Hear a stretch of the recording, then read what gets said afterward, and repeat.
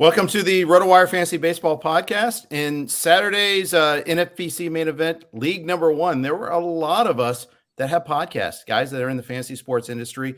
4 of them are here today. Myself, we've got Rudy Gamble from Razzball, we've got Broc Nelson, and Maddie Davis from Fade the Noise. We also had BatFlipCrazy, but Toby's out learning how to surf in Costa Rica.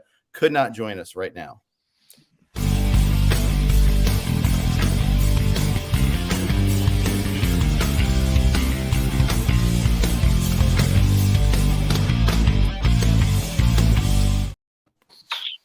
Hey everybody, welcome to the RotoWire Fantasy Baseball Podcast. Jeff Erickson here with Rudy Gamble from Razzball, Broc Nelson from Fade the Noise, and Maddie Davis from Fade the Noise. Guys, thank you so much for doing this. Had fun seeing you in Vegas doing the live main event.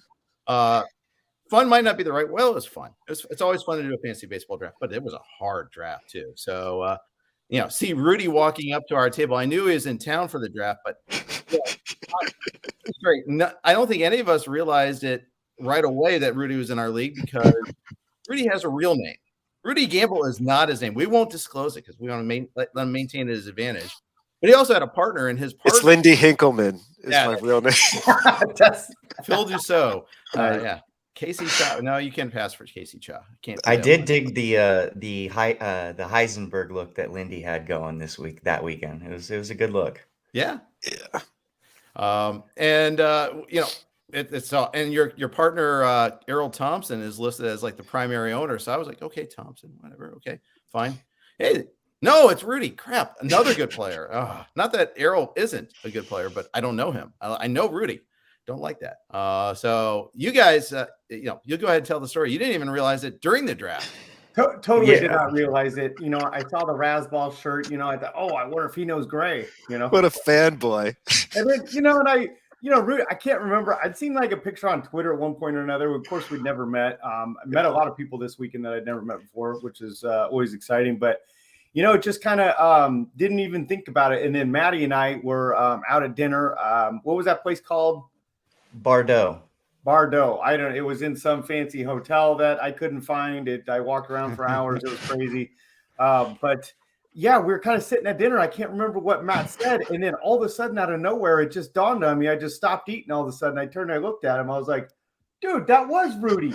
He was sitting right next. Oh no, Rudy wrote something on Twitter that clued me in. I was like, Maddie, that was him sitting right next to you. Oh, totally. Yeah.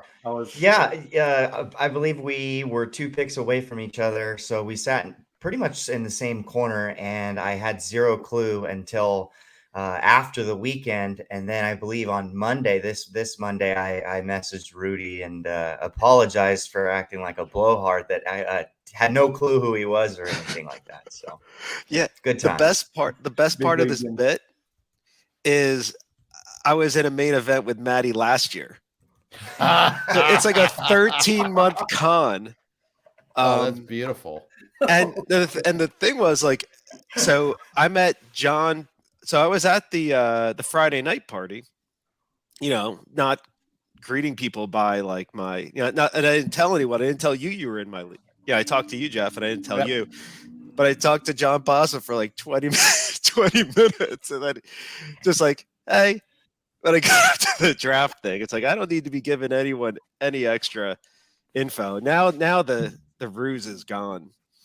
Well, it's on this table, and face and name to face now. It's true a little bit. That's right. Next year, I'll know. Next year, Maddie and Broc will remember you. So there is that. So we got. I'm just gonna tackle you when I see you. Let's talk about the whole notion of us being quasi-public figures. Come on, it's our small little niche of the world. Everyone knows our stuff is out there, right? How do you feel like that affects you when you're drafting? Yeah, it doesn't necessarily. I like to keep an open book, to be honest with you. So when I'm writing something, I do keep everything NFBC centric and geared towards the drafts that I'm in.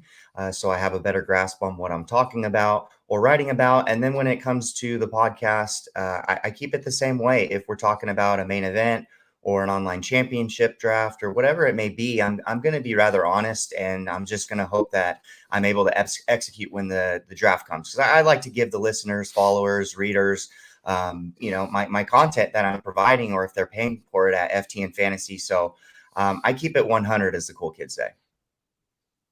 I've never been a cool kid, so I've never used that phrase. But Broc, how about you? I was definitely I was kind of excited. Public figure. Those are your words. I'll kind of leave that there. But I did feel pretty cool when I bumped into Toby before the draft, and we chatted for a second, and he kind of made a joke. He was like, "And I'm going to go draft pitching early, and you're going to go hard on the hitters early." And he kind of knew that about me, so I did kind of feel like a public figure for a second there, because Toby knew that about me. So that was kind of cool. But yeah, the effect, I don't really see much of an effect on it. I mean, there's like real zoom out kind of overarching ideas that I feel like I might know about some of you guys, such as Toby going hard on pitching, or JT Real Muto earlier. But other than that, you kind of got to stick to your draft, Yeah, I just feel it's like a cost of doing business. Yeah, for what we do. And so I just try not to think about it, but I feel particularly in this format, everyone's got their lane and they've got their plan. So it doesn't matter. Like, I feel like you could pretty much before like each round be like, hey, these are 3 guys in my queue. It wouldn't matter.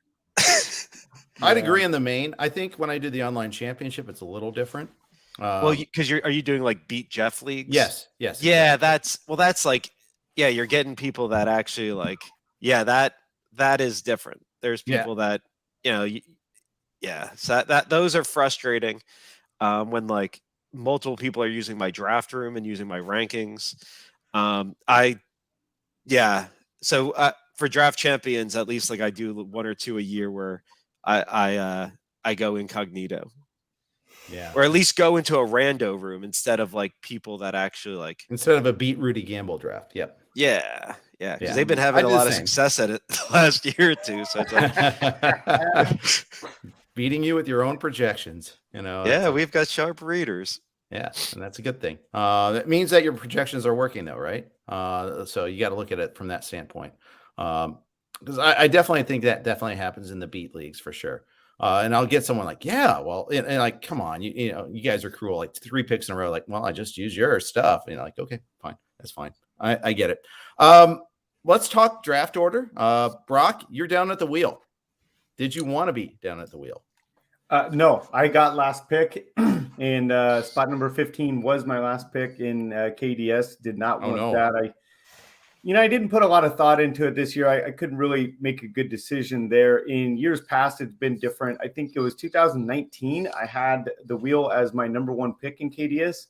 Kind of different this year, though. I really want to get Trey Turner or Jose. I want to get some premium steals there. So I just kind of have earliest pick possible, and didn't work out. But I do feel pretty good about how I did getting Mookie Betts and Freddie Freeman. I think Mookie steals 20 bases again if the hip's healthy. I mean, he really ought to. And having 2 guys at the top of one of the better lineups in baseball, I felt pretty safe about, 100 or 240 runs, things like that. I was probably going to go first round Woodruff. I know Woodruff really hadn't been going in the first round much until these mains. So I was hoping he would make it to me, and I was going to do 1 early pitcher there. But Matty Wood took him at number 11. So feel pretty good going Mookie and Freddie, though. So, Matty, I asked you this during the break. I'll ask you it now here, too. 2 guys in the same draft from Fade the Noise, FTN. And I know when Scott Jensen and I asked Greg not to be in the same league. We do the podcast together. We talk all the time. Broc just mentioned how you took Woodruff from him. I know it wasn't because of Broc's rankings or anything, but is it an extra challenge to be in the same league with someone from your same company? Yeah, a little bit. I actually asked Greg and Tom and them to not put me in one main event with Zach Betancourt, actually, and somebody that doesn't work at FTN. That's somebody that I share extensive details with auction values and projections. We go pretty deep together, and we pair up and do a couple of main events together.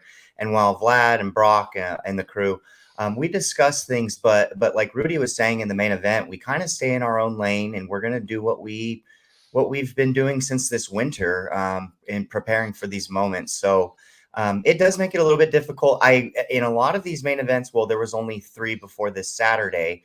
Mookie Betts and Freddie Freeman were falling around where I was picking in 20th overall in the second round. And I was hoping Mookie or Freddie would make it to me until I realized Broc was picking 15th. And I pretty much damn well knew he was going to get both. And so then at that point, it was like, okay, would Devers be there? Would Luis Robert be there? One of those outfielders that we saw go right before Devers.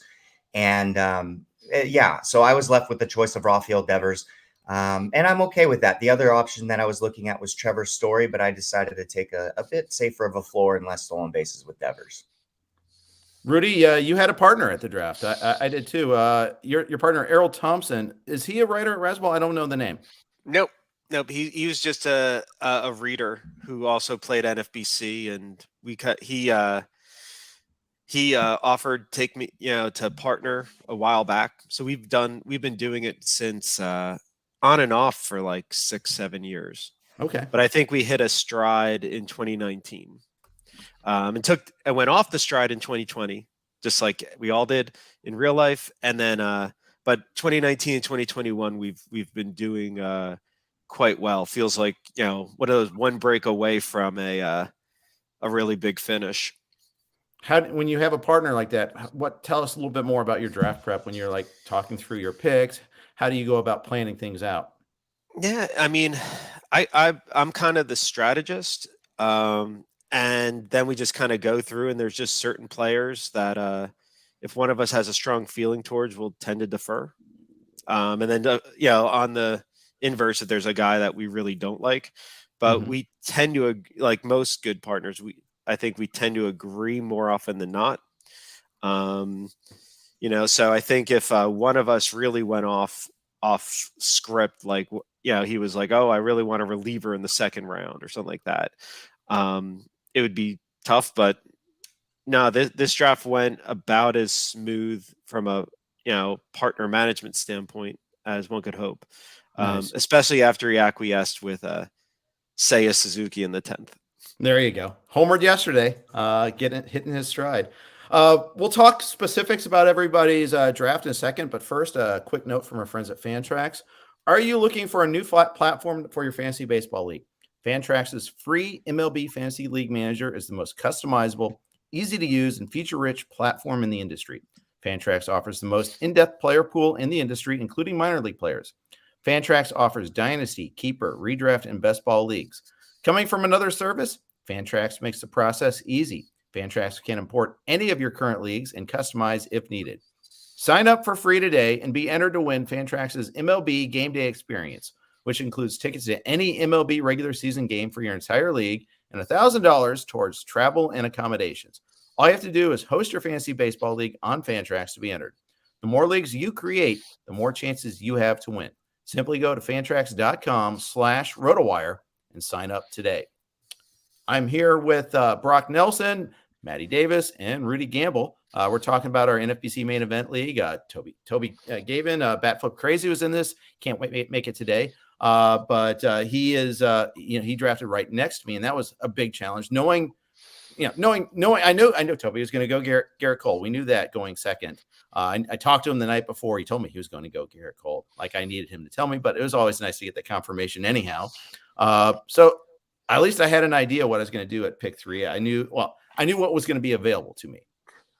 All the way up until like an hour before the draft, I was still debating Jose Ramirez versus Bichette versus Soto. I mean, I think you can make a case for any of them. But it's fun. After that, you don't know what the pick's going to be. And then you kind of have to zig from there. Maddie, you said, we talked about how you started with Woodruff and Devers. All along, did you want to get that ace in the first round?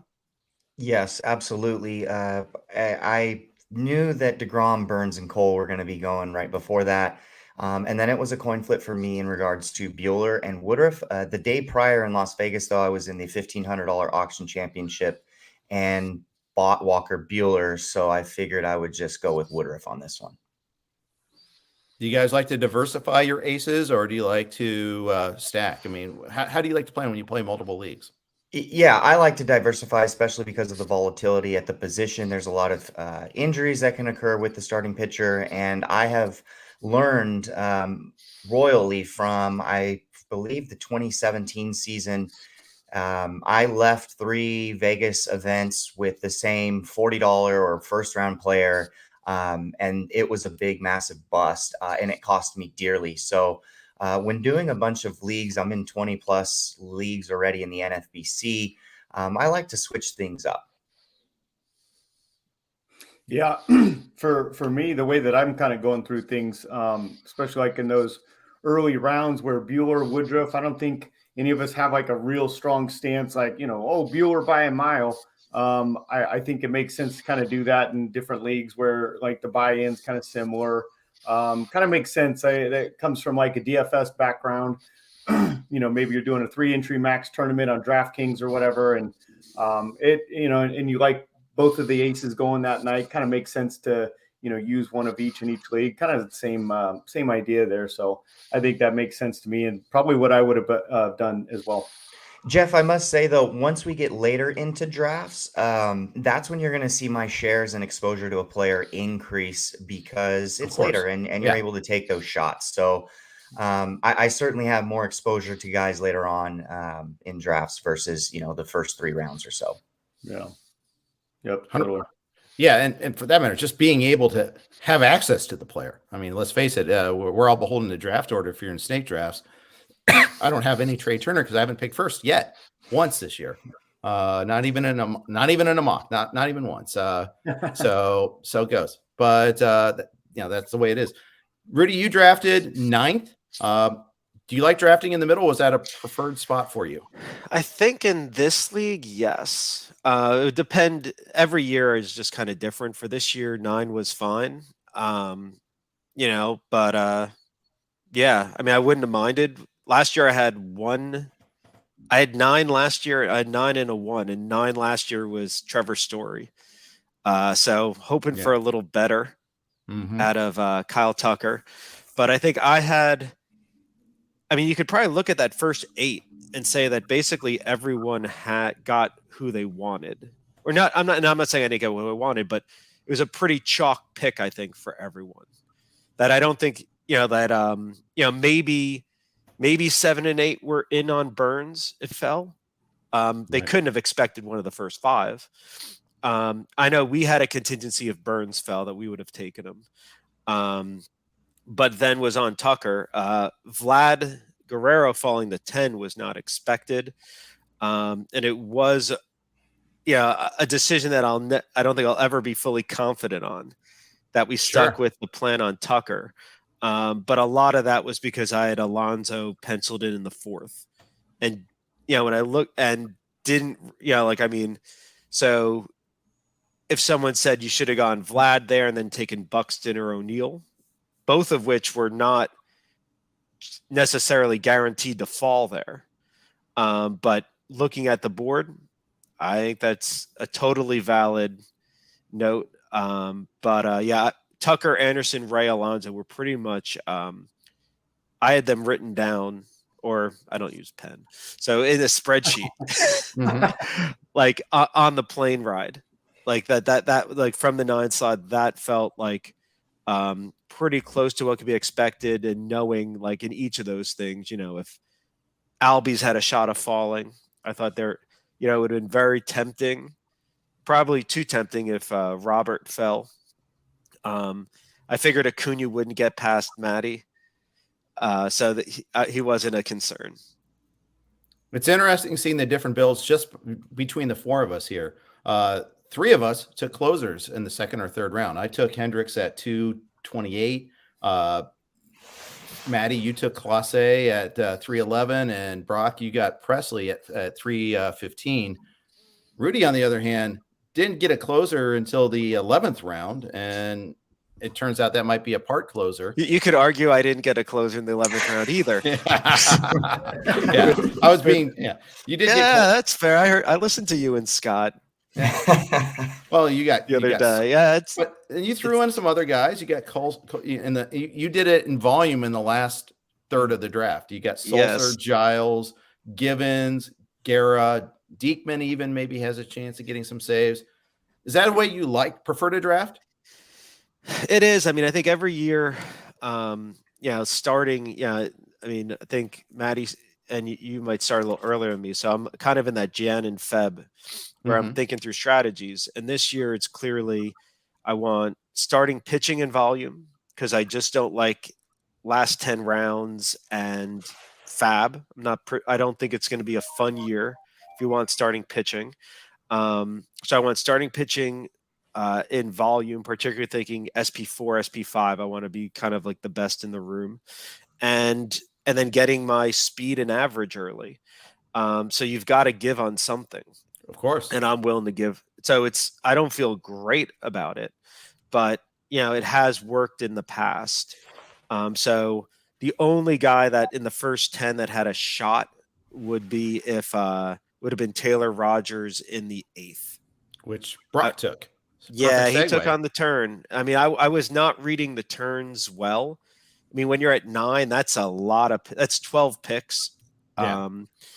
And I mean, and that's one where it's like, you pretty much look at most of the time and you're like, okay, I took Stanton in the 7th. He's probably taken if I let him go. Probably. I mean, I don't know, 12 picks is a lot. So I think at some point I got better about reading the turn, but every once in a while it surprised me. I thought Chisholm might make it back to me in the 6th, and I did not think Rodon would make it back. I was surprised there, and I was right. I mean, 6 starters went between my 5th and 6th, and that it just ends up being in the preference shuffle. Right. That's a round I wanted to shop in a lot. For starters, and I did get a couple of them, and 5, 6 in that area. Broc, on the other hand, you didn't get your first starter until the 6th. Kind of like me, similar in the early build. I started 5. You got it at 6. You did get Presley and Taylor Rogers in the two closers in the top 10 rounds. Yeah, I pretty much go through all of draft season, adhering to kind of a plan similar to what Rudy was just explaining there. For me, saves, as long as you get 60 of them, I don't care if the whip isn't great. I don't care if it's 60 strikeouts in 58 innings instead of 75 strikeouts in 50 innings. For me, the difference for me is, drafting steals early can come with good batting average, can come with some home runs. And I think that's a huge difference. Getting your saves from a less talented reliever just doesn't really hurt me. So I spend all my DCs. I'm taking stabs on guys. I'm probably going to be out in front in home runs and RBIs and runs in all my DCs. And if I can just get those late saves to kind of pay off in one of those leagues, I'm going to be up there. But when I got to main event season, for me, it kind of shifts. I don't know. This was my first live draft in Vegas. I got a little bit of cold feet there. I got scared. I drafted Bobby Witt, something that I normally wouldn't do. I kind of tend to go for old and boring over like the hype rookies. And I bought in on them this time. And kind of the same thing with saves. I got a little scared there. So I went out on a limb for me and drafted Presley there. And then, of course, like 4 hours later, got the report that his velocity is down 3 or 4 miles an hour. So that was pretty great. But yeah. Meanwhile, Cody Bellinger just struck out again. He's just decided to change his stance one more time. I got that one right after the draft. That was fun too. But I wouldn't sweat that Bellinger pick just yet, Jeff. Yeah. I really wouldn't. I wouldn't. I'd stay optimistic. Yeah, I have enough exposure to him that I'm doing one more main on Saturday that I will not walk away from that draft table with him. But I'm not cutting him either. So or anything like that. Maddie, so you got the one closer early, and we kind of were similar in that respect. Get an early closer, then not get a second one for a while. I got one in round 15. At least I attempted to get one in McGee. It looks so far so good there, but. Yeah, that was good news. That news broke well for you on that one. Yeah, I got a little lucky, but I've been all along McGee over Doval at least. I don't know about if I, you can't really claim victory for a pick at 213. So it's, if I really was that much of a seer, I would have taken him a lot earlier. But no, you didn't have to. Yeah. No, yeah, you got to know your draft cost. Yeah. And to be honest, I took McGee at that same spot last year. So I was full on T McGee there. So that was a good call. I guess one of the things I think about is that I wasn't in on Duval. I thought he was anointed. That was a lot of helium. But when you do that, then you've got to be willing to go in on the opposite. Just like, I don't know many people on Team Roman Wick, right? Like you could be like, mildly interested at the price, but no one's like all in on Wick. Okay, so we'll draft Givens. I think the Giants being a good team and a good park. Yeah, I thought the McGee, it had good thinking behind it. And you're right. He had 30 saves and a sub-1 whip last year. Exactly. Why was he vulnerable? He throws one pitch, basically. I think that's the mentality. He's left-handed. I don't know. I'm left-handed, so I always get a little antsy when I get a lefty closer because I know they always get screwed because, we need a lefty specialist. But he's not really that. He doesn't have the arsenal to be a lefty specialist. He's more just get guys out. He's a pitch specialist. Yeah. There you go. One more note, an advertising note from our friends at Thrive. Experience a new way to play daily fantasy sports on Thrive Fantasy. Thrive Fantasy is an exciting player prop fantasy contest. With Thrive Fantasy, you can eliminate the countless hours of research and focus on only the top-tier athletes that have the biggest impact on the game. Sign up for Thrive Fantasy today and receive a free 6-month RotoWire subscription. Here's how you claim your free RotoWire subscription. 1, visit rotowire.com/thrive.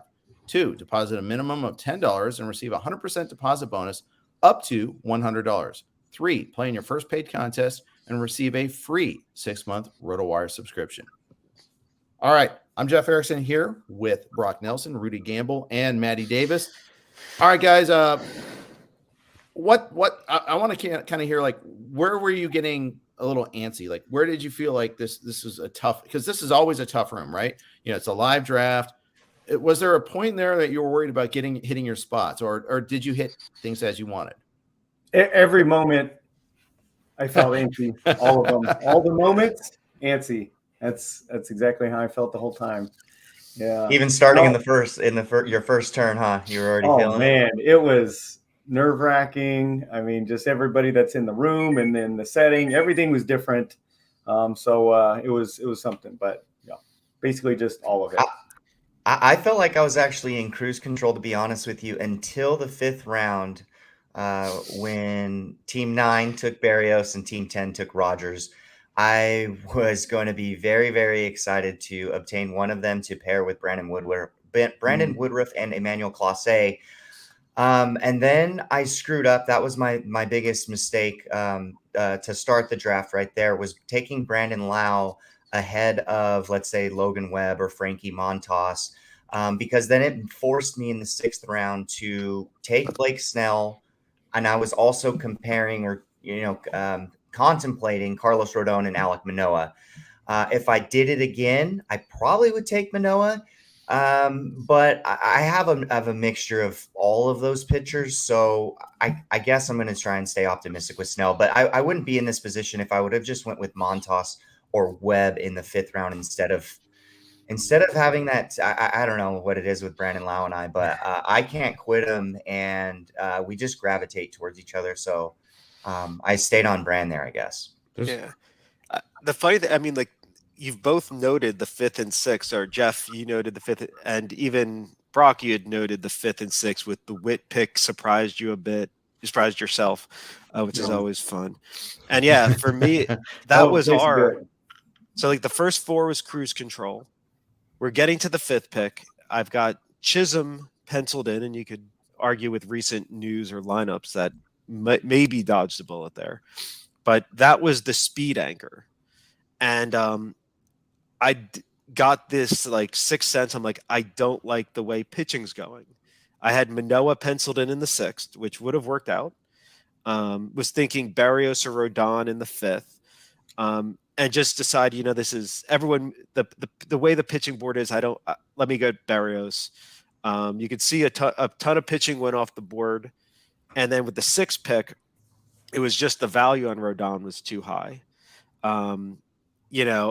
Chisholm goes. I think I might have taken Chisholm. Witt would have been interesting. India, it was between India and Rodon at the very end but that put us a little that added the discomfort if I didn't feel great about our speed. The Tucker Anderson start gives us the foundation. Torres is not a guy I'm in on. And even like O'Neal Cruz, who I'm actually huge on, I think that pick was all tied to the 5th and 6th picks. I think if I have, I'm not drafting Chisholm and Cruz in this. Yeah. So if you drafted Chisholm and Cruz is off the board, I'm not touching Gleyber Torres. But I'm probably having to go pitcher heavier around there. And when I looked at when the 9th came around and I saw guys like Pablo Lopez going 9-1, I was like, I'm feeling really good now. Yeah. Because after securing 4 pitchers in the first 8. Yeah, you guys, Rudy, you and Errol with Jose Barrios and Carlos Rodon, and then Jeff, you with Joe Musgrove and Alek Manoah. Those are my 2 favorite pairings when looking at the 5th and 6th round. And then to pat your back again, Rudy, leaving the 6th round with 3 SPs, and you still have with Tucker and Anderson leaving the first 6 rounds.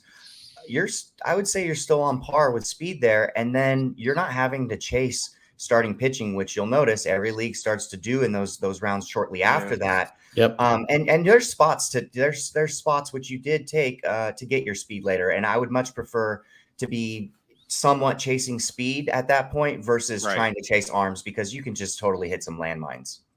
Yeah, it was a tough room. Like I think that my norm is the top aces are going to move up, but you're going to have but it's not going to move up throughout the draft. And I think I would say all the guys that I would like in the top 16 rounds all moved up a little bit.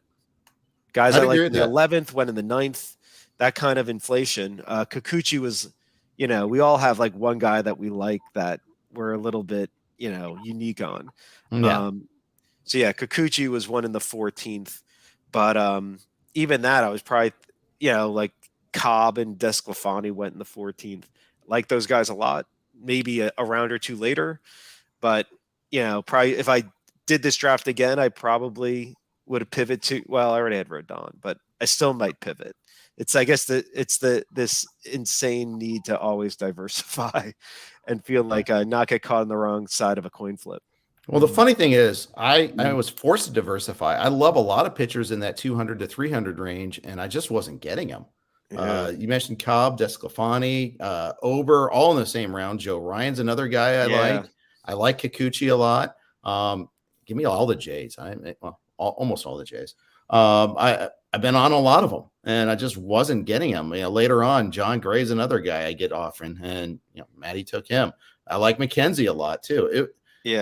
That's the thing. It's like all my guys aren't my guys. They're community property guys, and unfortunately you get a league with sharps. All of a sudden they're looking at the same stats you are. They're looking at the same reasons, the same velocity measures that you are too.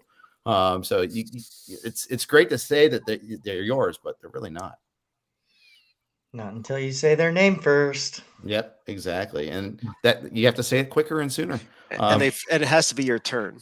Yeah, darn it. That's so unfair. Yeah. Like when I tried to take Patrick Sandoval, 16 picks after he was mentioned from John Posma. Yeah. That'll be my next thing. Next year, if people know who I am, I'll just pretend it's an auction for some of the first round. There you go. Oh yeah. By the way, John Posma's in our draft. Hall of Famer, fun speech at the beginning of the draft. Really good. Yeah, the speech was fun. I was cracking up. It was good. It was clever. And he got a lot of good players too. I thought, every time he mentioned a name, like, oh, man, there's another one that I thought I may be able to get again later. Now I know I can't get it later. I expect my next draft on Saturday to be better, but there'll be other news that'll change things. So you never know. But yeah, I felt like I was chasing speed the whole time. And I make some decisions here and there. Like I'm the idiot that let Toby get Buxton at 414. Ever after the draft, how could you let Toby do that? Well, I like Will Smith a lot too. I'm big on getting either Smith or Real Muto in the fourth, like if it's available to me. None of you guys did the early catcher thing. Is that by design? Is that your normal draft strategy? How do you guys feel about early catchers? I don't do it. Okay, that was easy. Yeah. I never really have, Jeff, and I've succeeded with it before. Obviously, or I wouldn't be here today. It's just the draft capital, the amount of injury risk that comes with the position. One foul pitch that hits off a wrist, and it's you got JT Realmuto's out with a broken wrist. Knock on wood. It's just too scary for me. A lot of those guys outside of Realmuto aren't stealing bases. Most of them, besides like Will Smith and Sal Perez, are below average in batting average. The counting stats might not be there because of the lack of speed and where they hit in the order. So there's just a lot of components for me when weighing what else is available at those moments in drafts where they're simply too rich for me. And I would just rather try and pop and get lucky on I always use the example of the Yan Gomes, Devin Mesoraco year. Having both of those guys way 20th plus rounds in the draft and hitting on those because we see it each and every year that some of these catchers that go later will pop. They will get more playing time.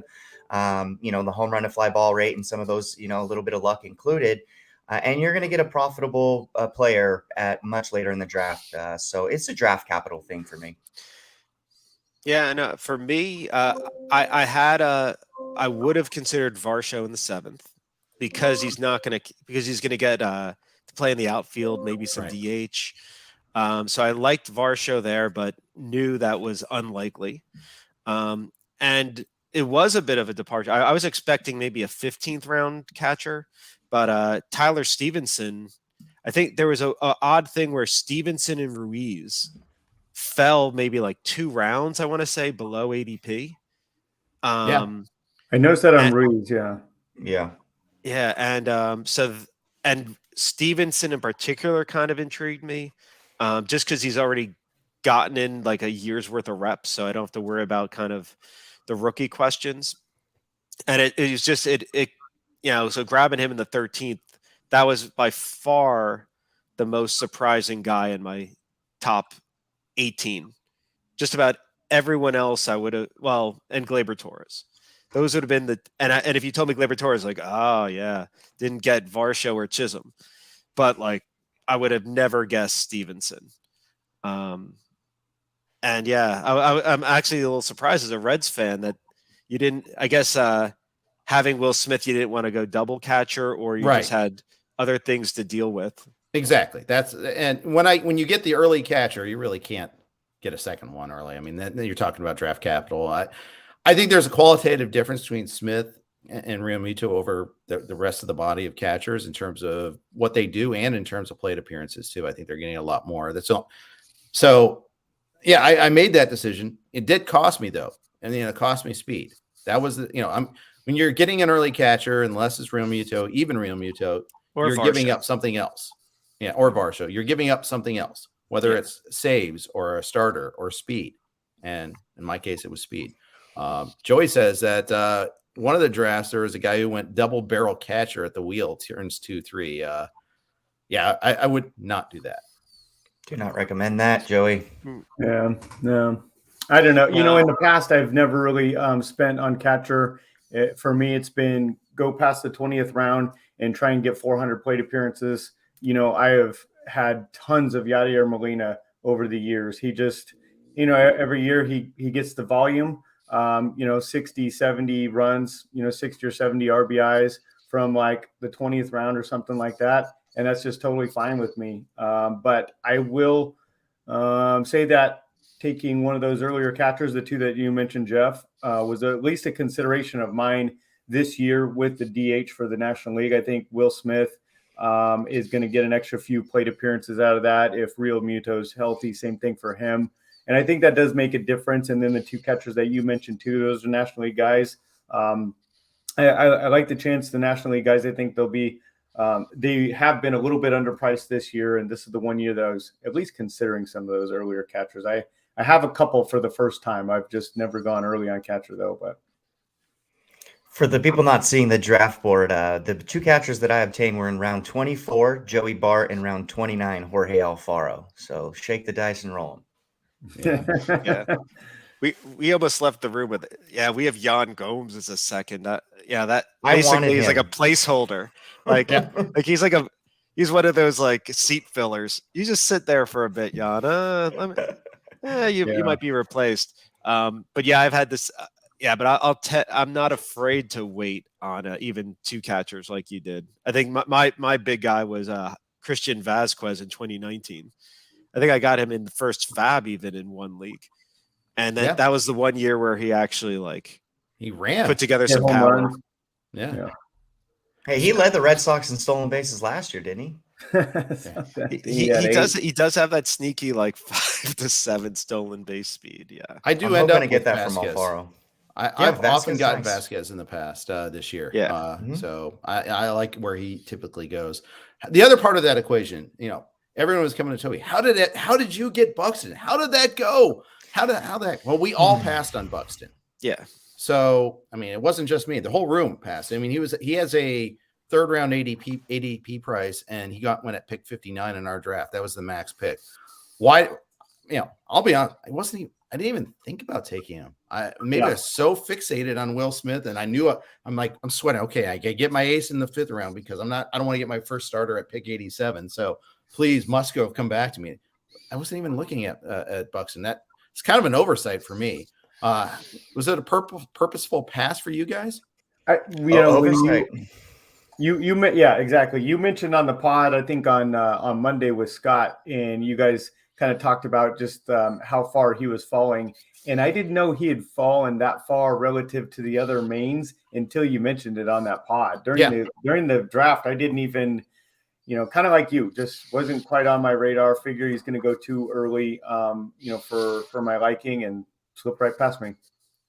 Yeah, I had my mindset similar to Rudy. Said he had penciled in Pete Alonso in the 4th round. For me at pick 50 in the 4th round, it was Chris Bryant. And for whatever reason, I had already thought Buxton was just gone. That's just a total rookie mistake. Not that I would have just auto-picked and clicked Buxton over Bryant or anything like that. It would have probably taken me the full 60 seconds to figure out which one I would have went with. But now knowing, Devers and Buxton having a little bit more speed, that sounds a little bit nicer there. So yeah, I'll be comparing the two rather closely this year. Yeah, I don't know if I had Alonso, like I said, penciled in. If maybe I had Vlad Guerrero, I would have had to really, but I think I might have ended up with O'Neill over Buxton. I'll be honest, I'm not I think the value where Toby got him is good. I understand the upside. I don't think he's going to run that much. I'm not like it just seems silly for a guy who hasn't been able to stay healthy. Like, why is he going for 25 stolen bases? The power upside, the bat is great. That's why I'd like him. And you could see him as a guy who's going to give you 15 stolen bases. But yeah, in my head going into the draft was more on Chisholm, because that's a guy I think has 30 plus stolen base upside. And if Buxton does that, I mean, it feels, well, did he sign a long-term contract yet? Yes, we did. Then you might as well go for it. 7 years, 100 million. Yeah. So maybe he's got that, but I could see him doing just getting the 500 plate appearances, past that barrier first. And then once he's got that under his belt, next year, maybe is his, because I got to think these players are I'd like a 30-30 season. And now, I mean, I know Moncada who just said, no, Aaron Hicks. Aaron Hicks is he wants to go 30-30. Yep. It's 30 games, 30 times on base. But I could totally see a let's just say in the most nicest way, a freak like Buxton, an athletic just specimen, thinking I got to get one of those. I'd like to have say I'm a 30-30 guy. That's an awesome club to be in. Yeah. I'd agree. I have Buxton projected for 16 stolen bases, which is 9 more than Bryant. So There you go. I don't know. Pick and choose what you want. I think Bryant's batting average floor is going to be a little bit higher this year in Colorado. And then one of the other things people talk about with these hitters that hit in Coors Field, similar to Nolan Arenado and Trevor Story, we'll use those two as the big examples. Is well, look what happens when they leave Coors Field. They have to acclimate and adapt hitting on the road because of the decrease in altitude, etc. But the thing that's different with Chris Bryant is he didn't start in Coors Field. He hasn't played his career to begin in Coors Field. It's not like he's acclimating on the road outside of it, whereas he started his career in Wrigley Field, hitting in the NL Central, etc. So I don't think for him when he leaves to the other parks, obviously seeing the ball's a bit different at Coors, and he's going to be doing that for half of his games. But I just don't think that the home road splits might be as extreme as they were for some of the other hitters in Colorado. Rudy turned into a robot. Yep. He's on reverse. Yeah. He's got. Is that any better for Rudy? Now he's muted himself.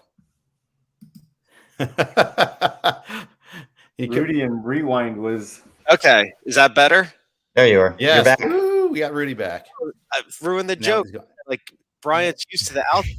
He's like 7 feet tall. Yeah.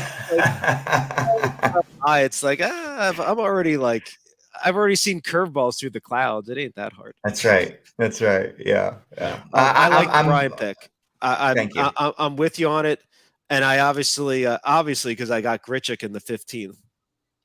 Which that was annoying. I like that. Yeah. Yeah, I liked it. I mean, good pick. But No, I like the annoying part. Nothing better than tilting people like, God.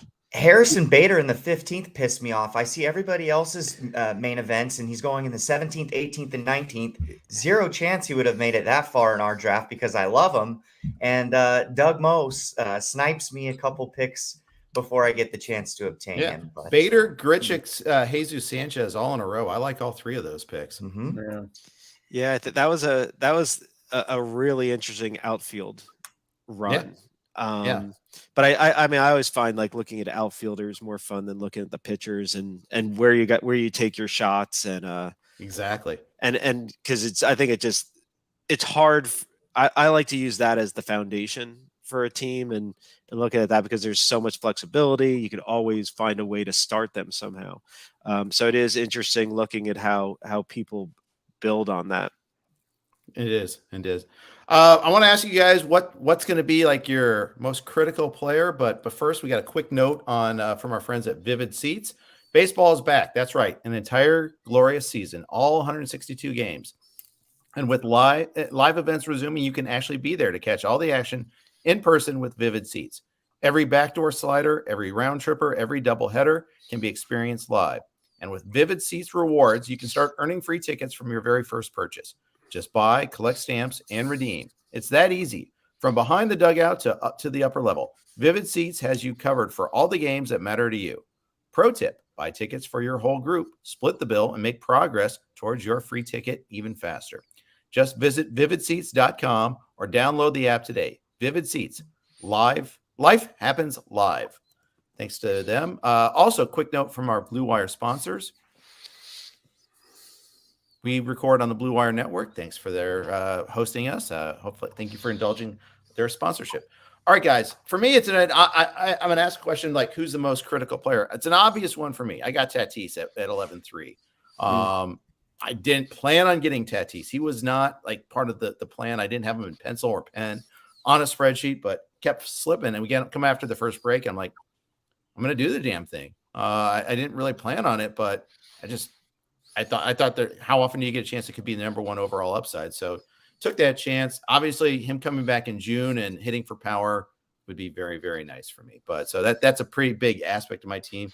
Plus, it forced me to wait on other middle infield options. So, although I didn't actually wait that long after that, but there's a cost, obviously.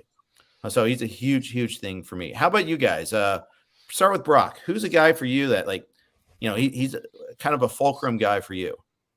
Okay, I kind of hate that this is like a non-answer in a way, but I have a couple starting pitchers that I took that I think all I need is one of them to really pay off. All I need is health out of one of these guys. And when those guys fit in with the top 3 guys that I took, I'm going to feel really good about my pitching. So Luis Severino, who has not started out the preseason well, but nonetheless, he's on the mound. So an arm like that in the 11th round, that's one thing. Zach Gallen, who I've never really been a fan of. He's always kind of hurt, but he fell, I think, almost 5 rounds in ADP from where he was going. I got him in the 17th. It was like, I don't like him. He's not a target of mine.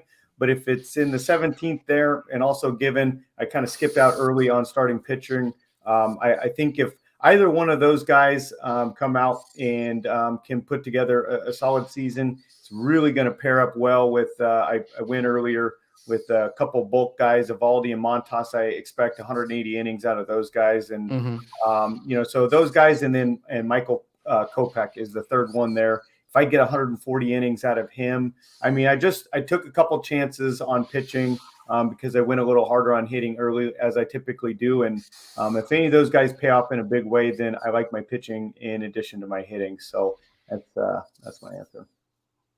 Maddie? Yeah, I could ramble off about 12 players that are going to be the most significant or have the, it the kind of impact is for a me, but tough question. yeah, Doesn't always but apply. clear and question. concise, it would be Blake Snell being the SP2. I was hoping for one in the fifth round of the Barrios Rogers tier, and unfortunately that didn't happen. So I had to get uncomfortable and push that SP2, which I would have preferred to already have one. So Blake Snell, my eyes are going to be on him big time. And then way late, how about round 28, Hector Neris, who I have 10 shares of now, and I believe 50% of my leagues. If he's able to obtain the role, sorry, Brock, if he's able to obtain the role, the contract that they paid him, if you guys look how much they paid him, I know that it doesn't matter what he's doing with the minor leaguers, but he's driving buses, he's paying for food. Dusty Baker loves him. The Houston Astros are already clamoring for him. He has the stuff. He has had the role in the past. Velocity things aren't going good for Presley. And in every single draft I've had the opportunity, at least 50% of them came away with Hector Neris with the team concept. And if he does get the opportunity, I think that he could take it and run away with it. And if so, him and Clase could be some pretty lethal. Somebody on Twitter predicted he would be the Astros closer on opening day like 2 months ago, and I remember hitter Rob. Yeah, and that was in my text messages probably 2 months prior to that tweet. It was Rob DiPietro, a good buddy from the East Coast, Deadpool Hitter podcast. Great follow on Twitter, great person, great podcast, hell of a gardener as well. Yes. What's that? Did he know Presley was injured? Because I mean, Presley's down 3 miles an hour. Did he get in a motorcycle accident in January when the guys couldn't talk to their teams? Quaaludes. Really, that would be my guess too. But motorcycles, whichever. So and bad eating.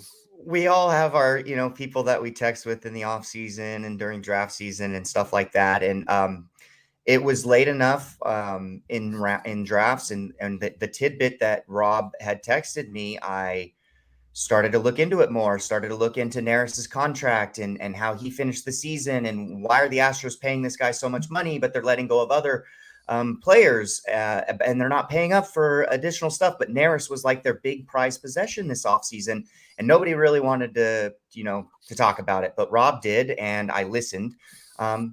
Hey, I'm thinking if he doesn't even get the job, maybe he is a really legit leverage guy for the Houston Astros, and he can churn out some cheap wins.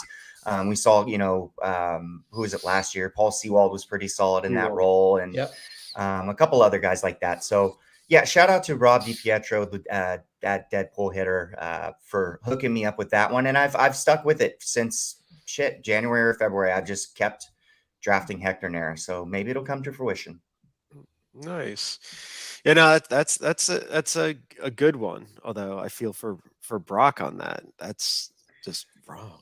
On mine, I think part of the way I kind of draft is that you want to build a team that's like you've got a good base, but there's like a number of guys that you just hope like a couple go off. Because some are just going to get injured or kind of flop. So like, I think like Ray or Rodon definitely have, or I mean Berrios, like, I think I feel good on that as a core, thinking one might do better than expected, one's going to do worse. So I don't see anything quite there. I think it's just guys like Suzuki in the 10th. I mean, that I guess there's a lot of variance expected on him, like, because we just don't know what to expect. But I think, if Suzuki has the type of year I hope for, guys like Cruz, Aaron Ashby, even like a 21st rounder in Sulzer, if I get 25 saves out of him, all of a sudden it changes a lot on the team. If I probably put the plus minus on that at 23. Actually, the minus. I don't think he's going to get 48 saves. So as long as a couple of those guys kind of hit, I'm feeling really good. And just knowing that, you look at that even your 11th to 20th rounds, and half the guys probably aren't going to make it to the end. Yeah, that's true. That's true. Yeah, we won't have 30% of our roster at the least, I would say. Like 30% of these players won't be on your roster come September, and that's like at the minimum. Come June, So it really makes exactly right. So it makes you really think about ceilings versus like worrying too much, especially after first 10 rounds, worrying too much about like, I have Jeff McNeil. What's the floor of Jeff McNeil? Is like, yeah, he doesn't make it past April on my team or third fab period. It's like, that's fine. Dog food. Yeah, and the later you get, the floor is the ocean. So you just you don't have, unfortunately, that you just churn a little bit there, especially with no IL spots too. And you're already going to be holding O'Neal Cruz for a couple of weeks as the Pirates do stupid things. So now we have to kind of that's one less spot for you to have available too. So that's the other thing that's kind of a problem. Yeah. I mean, you got Tatis, I have Cruz. Yeah. The key you learn on those is you only get one of those. And you could argue Aaron Ashby maybe is one of those. If he's not starting, it would really be a bad matchup week for me to put him in. I think he'll be usable, Rudy, right away. Yeah, I agree. When you start looking at weeks and some of your tough starters. So, like for an example, I know that it's just the weekend for the week one, but Buehler at Colorado, and he's not going to go more than 4 or 5 innings because of how they're wanting to ramp up starting pitchers. Or John Gray's pitching on the road against Toronto. Well, what if Aaron Ashby's piggybacking or getting the middle bulk work against the Pirates or the Cubs on the road or at home, and that's pretty usable.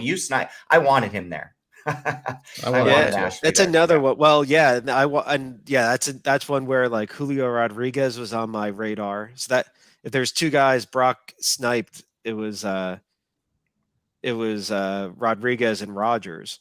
But yeah, it felt like I think Ashby fell a little bit relative to others. Yeah. Mm-hmm. So it felt like if I wanted him, I had to take him there. But going back, I might. The news seems to be pretty good right now in Julio Rodriguez. That might make us all look bad to let James Anderson took him in the 13th last night. Yeah. So I mean that just tells you, that might have been a. I might have indulged too much for an SP7, but. Rudy, did you hear about the main event drafter the other night? He drafted Team 11 similar to me, but he drafted Chris Bryant in the 2nd round at pick 20 overall, where I got Devers. That? Vlad and I were talking about it, and it's like at that point, even if he grades out as your top 5 hitter or whatever, you kind of just got to go with probabilities and know the 3rd round, you still have a 75+% chance or even more to get him. Right. That, I mean, there's the flip side of YOLO is kind of, or like FOMO is like, what's the first word in that? Is that what you want to be governed by? Exactly. And so much of like the draft season is like that feeling of like, I like a couple guys here, and and like you don't want to be beholden to that one guy. And my draft wouldn't have fallen apart without Seiya Suzuki, even though that was like a target. But I feel like the more you could think like that, it helps, because otherwise it's always like the guys creep up around. You could do it for a couple, and especially for certain skills. But man, when you see the get your guys drafts and just like, Just be a little more disciplined. Don't worry. Yeah. If you were to tell me that I was going to get Corey Seager in the 7th and Brian Reynolds in the 8th, I don't draft Chris Bryant or Brandon Lau in the 4th or 5th. I'm pounding 2 more pitchers there. I can see that, or maybe, you know, or maybe a speed play. No, I don't know. I would have looked at Jazz potentially, but now the batting lineup thing's it's kind of getting in the back of my head there. Yeah, right. But you just don't know on that stuff. Yeah, right. And the problem is exactly. we don't have the gift of foresight. We don't know what the rest of the room is going to do and what they're going to give us. So, we can't shadow draft this, and you do one thing, it changes the Jenga pieces, you pull out that one and who knows, they may react differently, take your guy anyhow. So you don't know for sure that that's the way it's going to happen. So totally. All right, guys, we're going to wrap it up. We're about an hour here, and I know everybody's got their own days to do, and I've got the show. So I want to thank everybody for listening. I apologize. This isn't, we didn't get to some of the questions today. Typically we will, but I didn't want to use these guys' time on that. But you can feel free to tweet at us at _Matty Wood _ at Broc Monster, at Rudy Gamble, and at Jeff _Erickson. We'll be happy to answer your questions that way. Thanks to everybody for listening. Have a great day. Thanks, Jeff.